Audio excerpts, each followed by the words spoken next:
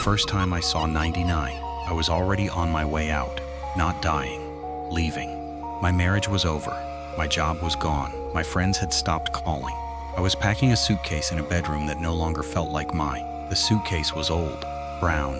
It had belonged to my grandfather. On the side, embossed in faded gold letters, was the number 99, not his initials, just the number. I'd never noticed it before.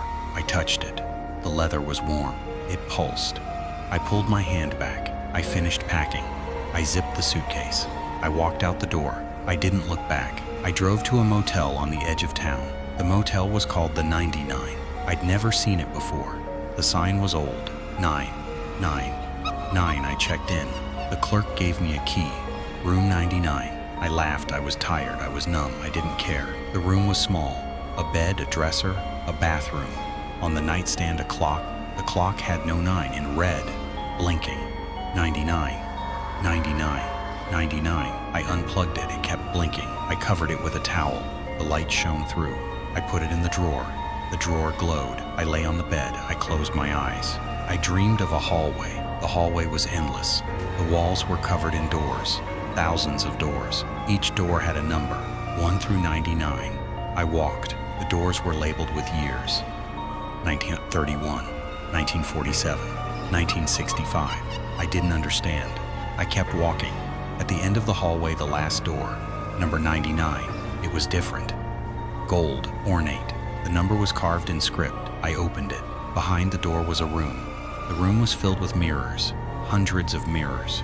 Each mirror showed a different version of me, different ages, different genders, different lives. In one mirror, I was a soldier in a trench. In another, I was a mother in a hospital. In another, I was a child in a field. In another, I was an old man in a bed. 98 mirrors, 98 versions, and one empty mirror. The last one, the one with my name on it. A figure stood beside the empty mirror. It was tall, thin. Its face was a blur, but its hands were clear, old hands, veined, holding a key. The key was shaped like the number 99. 989, it said, the number of the completion. You have lived 98 lives, not this one, the ones before. Each life you learned something. Each life you grew. Each life you died. And now you are on the 99th, the last, the final. After this, no more lives, no more lessons, no more chances. This is the life where you must become whole. Not perfect, whole. The sum of all the parts. The person you were always meant to be. I looked at the mirrors. The 98 versions of me were watching, not with judgment, with hope. They had lived so I could learn. They had died so I could live. They had given me everything. And now it was my turn to give back. Not to them, to myself, to the person I would become when I finally stopped running. How do I become whole? I asked. The figure held out the key. You have 99 days, it said. 99 days to find the 99 things you've lost. Not keys, not wallets, the things that matter. Your courage, your kindness, your hope, your faith. They are scattered. In the lives you've lived, in the hearts you've broken, in the wounds you've ignored. Find them, bring them back, and on the 99th day, put them in the empty mirror. They will become you, and you will become whole. I took the key. It was warm. It pulsed. I woke up in the motel room. The clock was still blinking. 99. I got up. I looked in the bathroom mirror. My face was tired. My eyes were red. But behind them, I could see something. The other versions. Waiting. Hoping. I started the journey. Not a physical journey. A journey inward. I went back to the places I'd been. Not with my body. With my mind. I visited the life where I was a soldier. I found the courage I'd left on the battlefield. It was a small stone. Gray. Smooth. I picked it up. It was warm. I put it in my pocket. I visited the life where I was a mother. I found the kindness I'd given to my children. It was a locket. Gold. Engraved. I opened it. Inside was a photograph of a face I didn't recognize, but the eyes were mine. I put the locket around my neck. I visited the life where I was a child. I found the hope I'd had before the world broke me. It was a balloon, red, floating. I grabbed the string. It pulled me upward. I held on. I visited the life where I was an old man.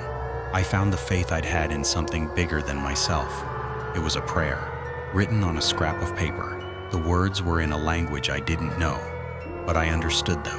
They said, "You are not alone. 98 lives. 98 things." By the 98th day, my pockets were full. My neck was heavy. My hands were tired. But my heart was light. For the first time in 98 lives, my heart was light. On the 99th day, I returned to the room. The motel was gone. The room was the same. The mirrors were there. The empty mirror was waiting. The figure stood beside it. "You have the things," it said. "Now put them in the mirror. Not one by one, all at once. They are not separate. They are parts of a whole. You are the whole." I walked to the empty mirror. I took the stone from my pocket, the courage. I pressed it to the glass. It went through. It settled in the mirror. Not a reflection, a part of me. I took the locket. I pressed it to the glass. It went through. It settled next to the stone. I took the balloon, the hope. It went through. It floated in the mirror. I took the prayer, the faith. It went through. It hung in the air, one by one. 98 things. They filled the mirror, not with objects, with light. A warm golden light. The light pulsed. It breathed. It called my name. The figure pointed at the mirror. "Step through," it said. "Not into the light. Into yourself. The light is you. The mirror is you. The room is you. You have been here all along. You just forgot." I stepped forward. The glass was warm. It rippled. I stepped through. I was in a field. Not a dream field. A real field. The sun was setting. The grass was green. The air was sweet. And standing in the field were 98 people. The versions of me. The soldier, the mother, the child, the old man, all of them. They were smiling. They were crying. They were waving. "Welcome home," they said. Not with voices, with hearts. I walked to them. I embraced them, one by one. They melted into me, not disappearing, becoming. Becoming the parts of me I'd lost. The courage, the kindness, the hope, the faith, the 98 things, the 98 lives. The 98 pieces of a puzzle I'd been trying to solve for eternity. When the last version melted into me, I was alone in the field. But I wasn't alone. I was whole. For the first time in 99 lives, I was whole. I opened my eyes. I was in the motel room. The clock was off. The mirror was clear. The figure was gone. I was alone. But I wasn't empty. I was full. Full of everything I'd ever been. Everything I'd ever learned. Everything I'd ever loved. I checked out of the motel. The clerk smiled. He was the figure. His face was no longer a blur. It was my face, the face I'd been looking for my whole life. 99, he said. The number of the homecoming. You're home. Finally, you're home. I drove away. The motel was gone. The sign was gone. The road was empty. But I wasn't lost. I was found. That was a year ago. I still see the number 99 sometimes. On the clock at 9:90? No. But on the odometer. On a receipt, on the spine of a book. It doesn't scare me, it reminds me. Reminds me that I am not one person. I am 99. I am the sum of every life I've lived, every lesson I've learned, every love I've held. I am whole, not perfect. Whole, you have a number too. Everyone does. It's the number of the life you're living, the number of the lives before, the number of the pieces you've lost. You can find them.